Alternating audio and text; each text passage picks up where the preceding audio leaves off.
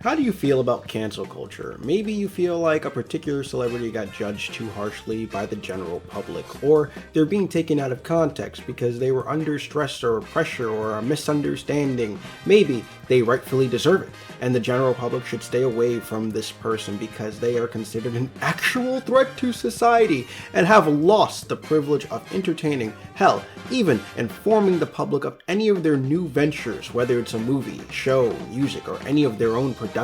Or maybe the person gets $25 million from Netflix just to go onto stage and complain to you about for an hour and a half how you just can't say anything anymore, not acknowledging that they just got paid $25 million. Cancel culture is a very divisive topic in the modern day. Some say it's alive and present, others say it doesn't exist. How do I feel about it? I mostly think of it as being on a scale. Just keep in mind, you never want to pass Chris Brown's part of the scale, because when you pass that point, you've entered Dan Cosby Weinstein territory. YouTubers, they get canceled a bunch, but we're not gonna get into any YouTube drama. Even having a garbage opinion or belief can have you lose followers and ruin your reputation. But we're not Minecraft YouTubers. This is a safe space. Give me your money. Being a content creator is tough. You need to keep ideas fresh and new, keep the views consistently going up, and a forever changing algorithm, whether it's your TikToks or your YouTubes or your Daily Motion. Gaining an audience and keeping it consistent is tough and a lot of hard work. So when I stumbled upon Mayonaka Punch, an anime with lesbian vampires that tackled the themes of what it means to be a content creator, cancel culture, and the bonds you make while making content, my heart, mind, and eyes decided to peer in. What is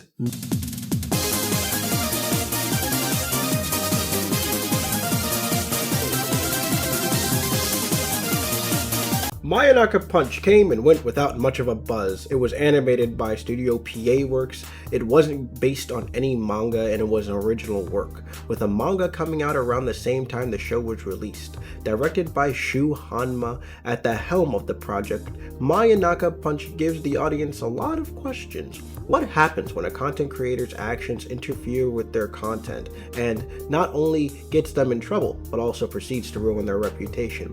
Are they redeemable? Do they deserve a platform? Can they bounce back? What's the separation of art and the artist on camera and behind closed doors? Do they deserve the likers and subscribbles? What kind of content should you make to evolve and gain an audience? But mostly, wait, did I mention lesbian vampires at the beginning of the video? Masaki is screwed big time. Once part of a group called the Haruhige Sisters, Masaki gets kicked out for punching another group member in the face during a live stream on a site called NewTube. I wonder what that's supposed to be. With a bad reputation, any new clips or videos she posts on her solo channel gets plagued with negative comments and low views. Liv is a vampire. She had a dream, and Masaki, or a girl like Masaki, was in it. All this building up to a point where the two meet each other, and after a fearful night of comedic hijinks, Masaki gets a plan. In exchange for her blood, Liv has to help Masaki get 1 million subscribers and start a group called Mayonaka Punch. Masaki is now living with Liv and 4 other vampires. Fu, the quiet one, Ichiko, the short, cute, kind of annoying one, Tokage, 2 royal honey packets, a Broly boost pill, and don't forget to give her the harness. I'm getting called a good girl tonight! A vampire who smokes and has a gambling addiction. God, I want you so bad. Last but not least, there's Yuki, the matriarchal vampire of the mansion, who watches over the girls and is keeping the secret of their vampirisms under wraps, who takes orders from a mysterious person that she refers to as Mother. Yuki also has some secrets of her own. In order for Masaki to live there, she has to follow their rules of not exposing them as vampires to the world. No special vampire abilities, they're just stuck with raw talent. With the vampires having their own challenges they need to overcome and trying to find a way to get 1 million subscribers to help them out even personally, the crew embark on the fun, enjoyable, not headache-inducing quest to become content creators. Does Masaki break the rule? Does Liv get to taste Masaki's blood? Who is this mysterious mother, and why does Yuki make the house bend to her will? Does Ichigo ever pay off her debt? And is Midnight Punch one of 2024's most underrated anime? Go? Is Midnight Punch one of 2024's most underrated anime? Go? Hey guys, little side thing over here. So usually I have a side rant on this part, but I kind of don't feel like being silly right now because I'm in the middle of video editing and I'm a little stressed out. If you guys don't want to stress me out, give me money. Or aka, support me on Patreon. Yeah, no, you guys can see videos up in advance, and if it's not a video that's up in advance, you can be able to see early scripts and early little edits or little special additions to videos. This video, sadly, won't be up on Patreon, but the next one that I have is already up on Patreon. Well, a tidbit of it. And the only way how you're able to find out what it's going to be or what it's going to be like is if you check me out on Patreon. Or stay to the end of the video where I announce what anime I'm going to be reviewing next. But till then, I'll see you next time. No, wait, there's the rest of the review. Oh my god, wait. Midnight Punch was released earlier this year, and sort of nobody talked about it. For a second, I thought the anime was just your by-the-book fan service anime, but in reality, I was pleasantly surprised that they didn't even go down that road. I thought that they would, though. I really did think that they would. Why'd I say route like that? Or it's route. Route. Actually, the first 2 episodes were released on YouTube to, like, essentially advertise the show, and from the view count, it doesn't really seem like many people even tuned in to watch it. But before we start to get into the negative or the mixed feelings or anything, let's start off with the positive things. This anime looks really pretty. The visuals is what kept this anime in mind for me the past couple of months. The beautiful use of pastels and the anime's great character designs is one of the anime's strong suits. The animation is so lively, and my favorite design of any of the vampires has to be Liv's design. Her hair and her outfit, mwah, just chef's kiss. I'd wear that if I could. Actually, quick side note, but everyone in this anime is sort of dripped down. This anime is a visual treat. Since this is a comedy anime, there's jokes. Are they funny? Yeah, the jokes are decent. I guess nothing ever made me laugh out loud, hilarious, roll over the floor laugh, but this anime definitely did get a lot of chuckles out of me. I like this one ongoing joke about garlic. Instead of like garlic like being their weakness that kills them or damages them, it actually just starts making them like tweak out. Like, oh my god, it's giving like crackhead at the gas station asking for Newports right now. Holy shit. The comedy kind of relies on that cutesy kawaii kind of humor, which I know can be really annoying to some, especially me at times, but I think the writing is good enough for this to not turn into basically a baby sensory pastel overload color fest. Alright, so let's get to know the characters a bit, because over the course of the 12 episodes, we only focus on about 6 of them. We follow Masaki. Oh, wait, fuck. Damn, I messed up. We gotta go bald, fam. We follow Masaki, Liv, Fu, Takage, Ichiko, and Yuki. If I had to pick one of my favorite ones, I'd have to say I'm stuck either between Fu or Liv, and I'll talk about Masaki in a second. Liv, because she's so lively, and her design is just absolutely peak, and we get the most screen time with her than any of the other vampires. She's also the second most goal-orientated person in the group, though it's fueled for a want for Masaki's blood, which we'll get into in a second.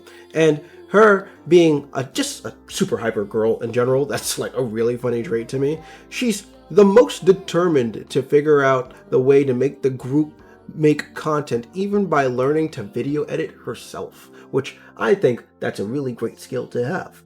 She's passionate to a fault, which kind of comes off as a tad annoying, but I was able to still enjoy my time with her on screen.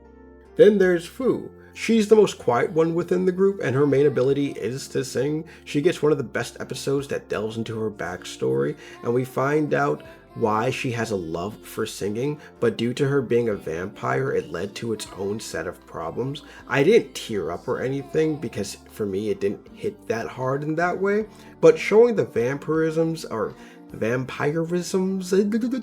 less as a funny side gag and more of a curse, and a curse that sadly can affect their long-term relationships, which in retrospect is a very sad and terrifying thought.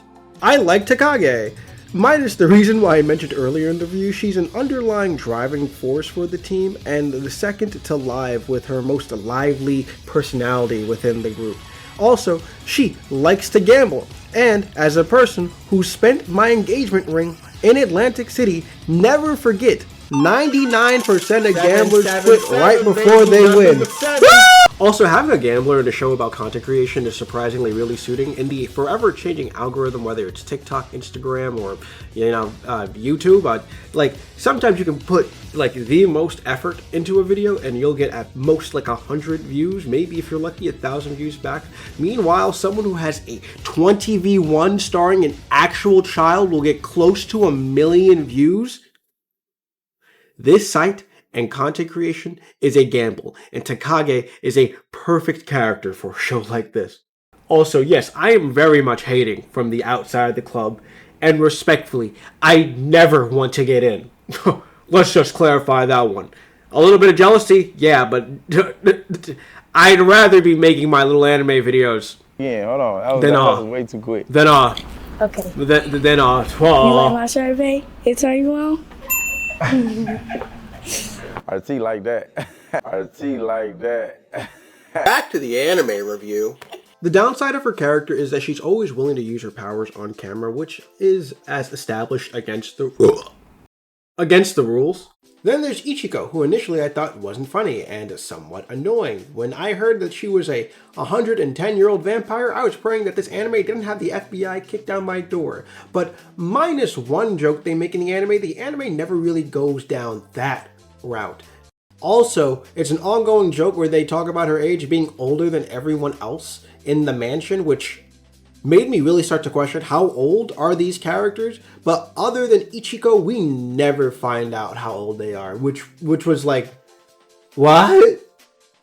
It's a vampire show. They're old. We know that they're definitely old. They've been around for a second, but like, particularly how long? Ichiko's thing is that she cooks really well and enjoys having some quote-unquote family time. And one of the other ongoing jokes that actually did make me chuckle is that she starts to go into her backstory like about 4 or 5 times throughout the anime, and at one point the show is just like, okay girl, we get it. Last but not least, there's Yuki. And like I mentioned before, she's the matriarch of the household who keeps these girls in check. She gets the least amount of screen time in the series, and she mostly gets rushed in toward the end, and she's pretty super strict. I'm not really crazy about Yuki, that's all I really gotta say. The show really tries its best to really develop her and make her like your favorite character, especially toward the end of the series, and I thought that she was likable enough, but not as memorable as the other cast members. Her whole thing is that she's really strict and that she follows the rules of the mysterious mother, and honest to God, I really couldn't give less of it. The best moments of this show is when they're kind of making content together. You can see the flow and the chemistry of the cast work really well together. Even off camera, their chemistry is really tight. And a show like this, there's obviously the beach episode that surprisingly is a really good episode. One of the better ones up there with Fu's episode, and it really highlights the characters' chemistry and how well they work together. And one of the actual funnier episodes, if I could be honest. And I'm not going to spoil the end of the episode, but what I will say is the ending between Masaki and Liv at the end of the episode is one of the most tender, heartfelt moments. And now let's get into the issues I had with the show. Some of the episodes feel like a chore, especially when they go to the collaborative VidCon-like event. That episode was just, so hard to get through. I don't like fast forwarding through shows, and I know that whenever I have to fast forward through a show, that means the show is losing my attention and it's not doing a particularly very good job. Not every joke is funny. Hell, I'd say that there's a lot of jokes, surprisingly, that don't land. This is another the power of friendship and hard work, anything is possible kind of show, and oh my god. Other than Masaki, the cast really doesn't develop and sticks to their archetypes. How they were at the beginning of the show is how they were at the end of the show, an exception of Yuki and Masaki. And Yuki's development is really more so prevalent and rushed toward the end of the show. And speaking of rushed, oh boy, that last episode really felt rushed. And it felt like they were really trying their best just to tie a bow on everything that was going on at the end. And it's a little, oh boy, underwhelming the way how this show ends. There's a real imbalance in between the drama and comedy within this drama comedy series, and at the end of the day it makes the comedy come off as more so annoying and the drama not really hit as hard as the show obviously wants it to. Alright, let's get up to the point that I was finally building up to. Let's talk about Masaki. Masaki particularly isn't the most likable protagonist at the beginning of the show, but as the show develops, she becomes more likable. I sort of hate the fact that the show kind of forgets midway that she was cancelled, and even worse, doesn't really explore that theme as deeply as they could. We see her grieving at the loss of her reputation and how the negative comments are overwhelming and consuming her, but I will say Masaki's development is one of the best throughout the entire show. The end of the beach episode really feels refreshing and heartwarming, like I mentioned earlier. Then there's the episode where we find out Masaki sucks ducks as a older sibling. But the way how the episode ends is really sweet, and I'm not going to spoil it, but if you are going to watch this show, most definitely watch the ending of this episode and pay attention to it. It's a really good one. I think of all the development that she gets with the vampires is one of the strongest developments we get throughout this show. And okay, you guys waited long enough, and let's talk about it. Lesbians. 2 words. Lesbian vampires.